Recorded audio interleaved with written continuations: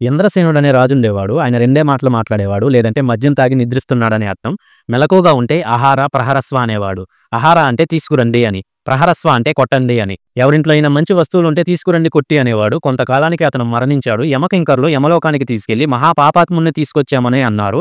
యమధర్మరాజు తొందరగా ముందుకొచ్చి మీరెంత తప్పు చేశారు అని ఆయన కాళ్ళకి నమస్కారం చేసి, మీలాంటి పుణ్యాత్ముడు ఈ లోకంలో లేరు. శివలోకం నుండి మీకు కబురొచ్చింది. విమానం సిద్ధంగా ఉందని విమానం ఎక్కించి పంపించారు. శివలోకంలో ఆ రాజు వెళ్లే సమయానికి పరమశివుడు సభలో ఉండి రాజుని ఆహ్వానించారు. ఆ రాజు ఏడుస్తూ నాకు తెలిసి నేను చేసిన పుణ్యం ఏదీ లేదు, నన్ను ఈ లోకానికి తీసుకొచ్చారేంటి అని అడిగితే నందీశ్వరుడు చెప్పారు. నీకు తెలిసి తెలియక నువ్వు రెండు మాటలనేవాడివి, ఆహార ప్రహరస్వ అని. నువ్వు ఏ భావనతో అన్నా అందులో హర అనే పదాలున్నాయి కాబట్టి ఈశ్వరుడు నీ పాపాలు హరించి వేశారు. పసిపిల్లలు తెలిసి పట్టుకున్నా తెలియక పట్టుకున్నా లిప్పు ఎలా కాలుతుందో అలా దేని ధర్మం దాంది. హర అనే నామంతో నీ పాపం పోయింది అన్నారు.